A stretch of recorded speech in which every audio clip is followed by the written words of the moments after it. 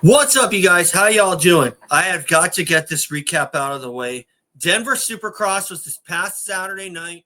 I know I've been kind of putting this off because I got called up to do some extra work in Hawaii sports, specifically PA announcing, and those for high school softball. And I'll be doing that again on Friday. So that's kind of why I've been delaying my my own recap video. But first of all, guys, I got to get this out of the way. So that's what I'm going to do. I got one more day of PA announcing to do. Got to do my best on that. So it's been kind of fun. And certainly a new experience for me as opposed to interviewing players after some games. But anyway, I'm going to talk about that another time. But for now, remember, subscribe. If you think I'm worth listening to, that's good enough for me. So, with that being said, let's get into this. Boy, do we got a lot to talk about here. I'm starting with the 250 class, and here's my banner. Haiden Deegan wins title controversially. Was his pass on Cole Davies warranted? I put that in there because I'm sure a lot of you are wondering, and everybody has their own opinion of it, of whether it was really necessary or warranted or whatnot. But regardless, Haiden Deegan had won the race. He even erased a big gap on Cole Davies, which was very surprising.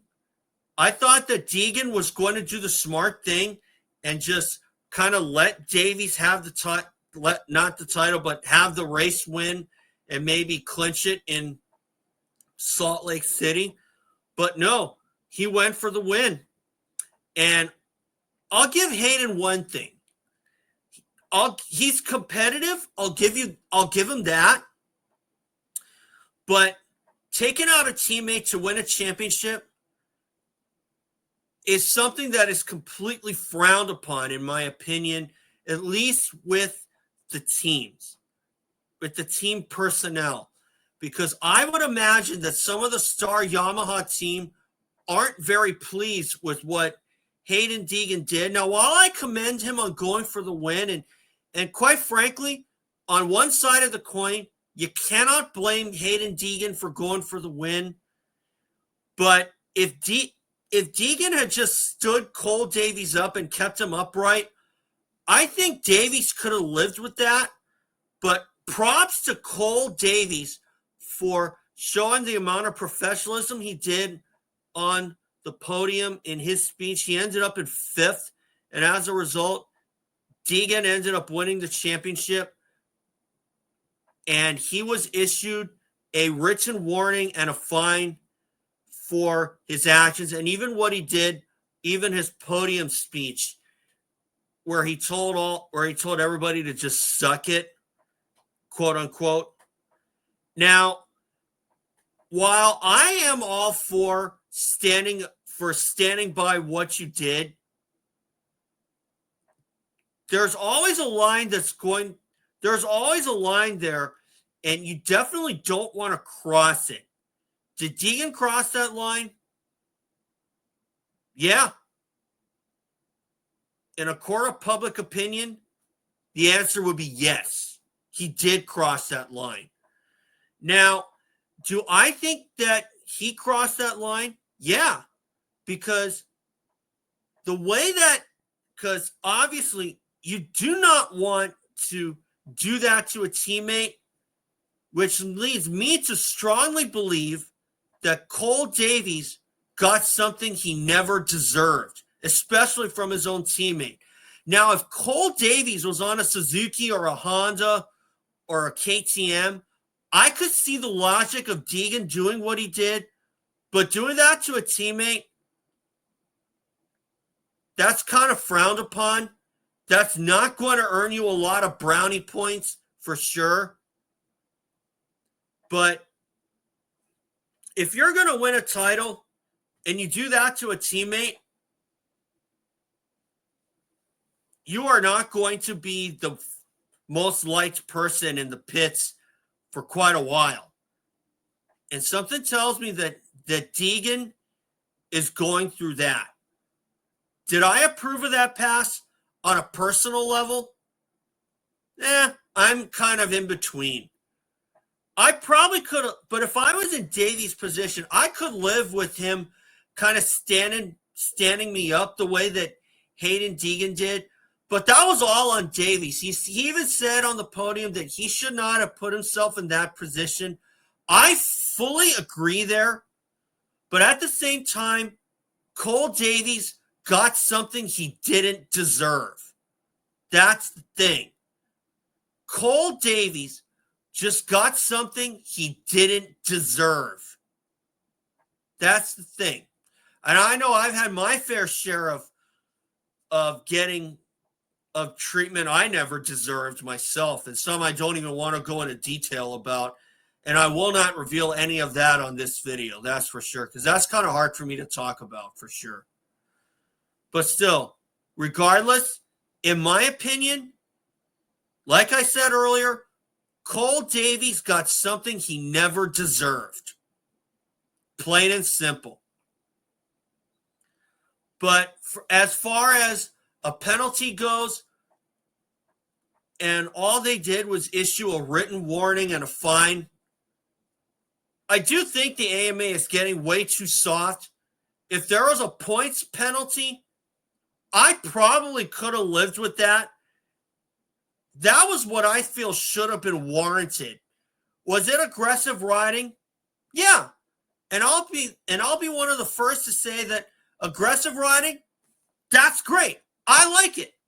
It adds to the flavor. But still, if your intent is to put a guy down, that's one of the times where I will not be behind someone for that. For example,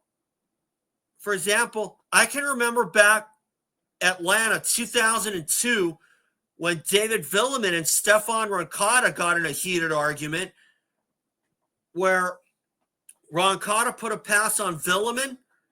Villemin didn't like it. And what was his response? He put Stefan Roncada down into the tough blocks.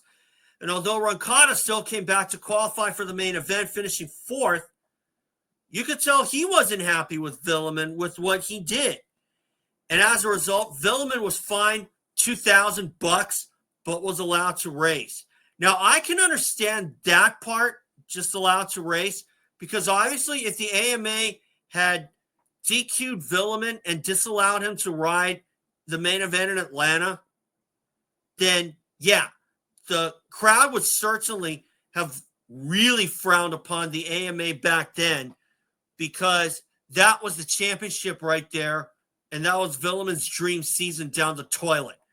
But it went down the toilet anyway because he skipped Daytona with a 20-point lead. So, really, it is the call of the AMA. Now, while I disagree that a written warning and a fine were penalties that don't fit the crime, if it was a points penalty, that I could live with, for sure.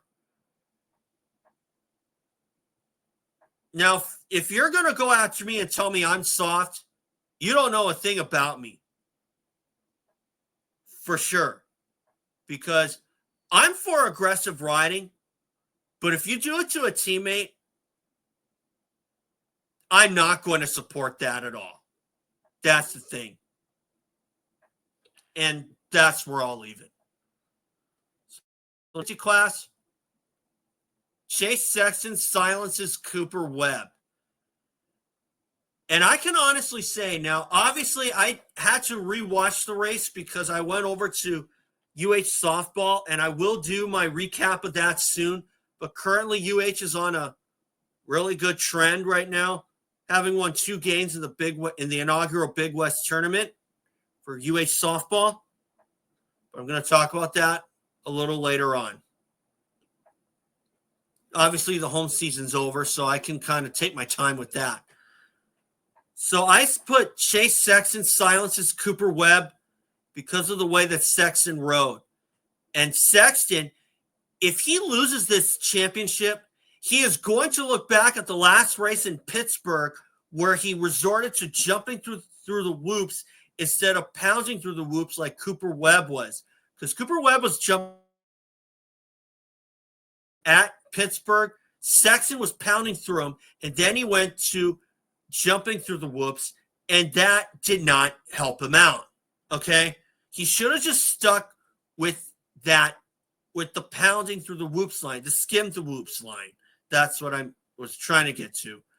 But still, Denver, Chase Sexton really showed that he wants this championship.